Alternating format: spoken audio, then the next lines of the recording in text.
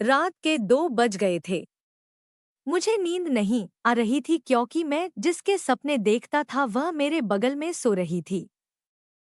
मैंने थोड़ी हिम्मत करके अपना हाथ आगे बढ़ाया तो भाभी एकदम से हिलने लगी और मैंने हाथ पीछे कर लिया।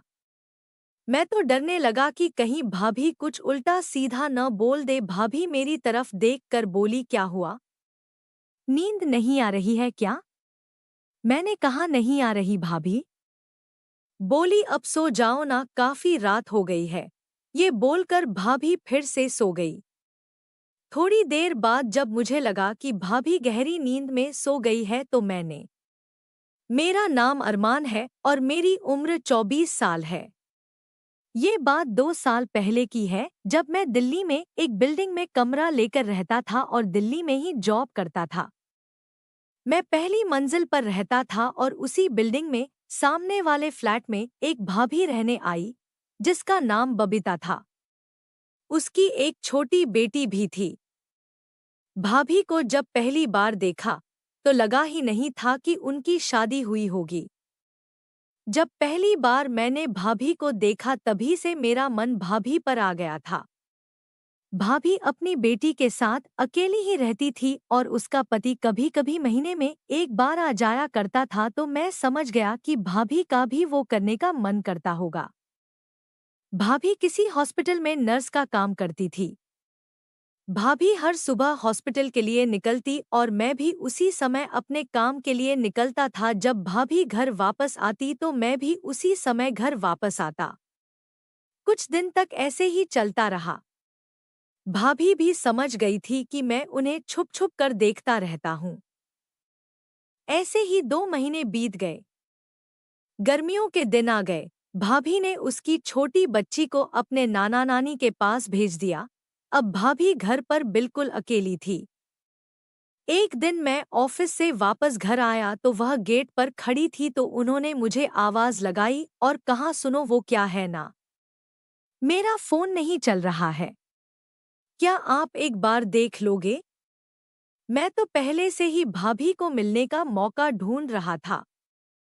मेरी पहले भी भाभी से कई बार बात हुई थी पर हमेशा उनके साथ कोई न कोई होता था। मैंने कहा, भाभी मैं कपड़े बदल कर आता हूँ, फिर आराम से देखूंगा। मैं अपने रूम पर आ गया। मैंने कपड़े बदले, फ्रेश हुआ और भाभी के रूम पर चला गया। मैंने जाकर घंटी बजाई तो भाभी ने दरवाज़ा खोला। मैं अंदर जाकर सोफे पर बैठ गया और उसके मोबाइल को ठीक करने लगा। थोड़ी देर में मैंने उसके फ़ोन को सही कर दिया। तभी भाभी मेरे लिए कुछ खाने पीने को ले आई। बस फिर क्या था, मैं चाय पीता रहा और भाभी को देखता रहा।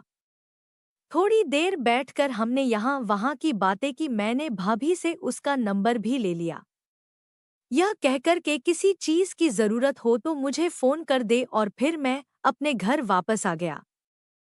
रात को करीब 9 बजे भाभी ने मुझे मैसेज किया कि थैंक यू। तभी मैं समझ गया कि मेरा काम बन सकता है। फिर हम दोनों एक दूसरे से बातें करने लगे। वो भी अकेली थी और मैं भी। रात को करीब 12 बजे तक बातें चली। फिर मैं बोला, अब सो जाते हैं, काफी रात हो गई है। तो वो बोली, मुझे अकेले नींद नहीं आती, मुझे डर लगता है।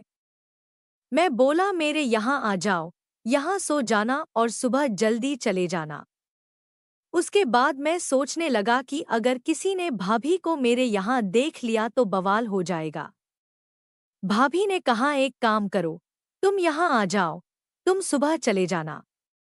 मैंने थोड़ी देर सोचने के बाद बोला, ठीक है, दरवाज़ा खोलो, मैं आपके यहाँ आ जाता हूँ। उसके बाद मैं वहाँ चला गया। भाभी के घर में सिर्फ एक ही बेड था क्योंकि वो अकेले ही रहती थी। जब मैंने भाभी से पूछा तो वो बोली, कोई बात नहीं, इसमें 2 लोग आराम से सो सकते हैं। मुझे भला क्या परेशानी हो सकती थी। मैं भी उनके साथ ही लेट गया। रात के 2 बज गए थे। मुझे नींद नहीं आ रही थी क्योंकि भाभी मेरे बगल में सो रही थी।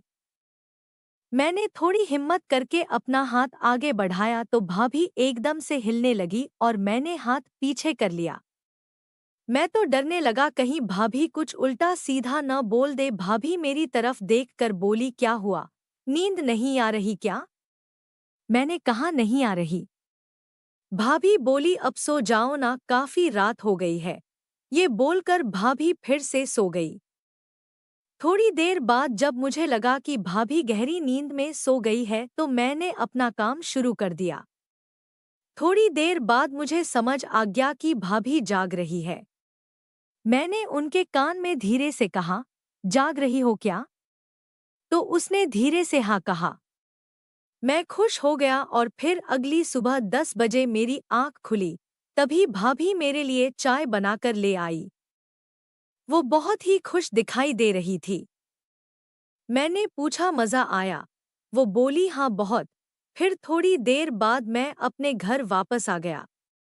उस दिन से मैं हर दिन भाभी के घर जाने लगा।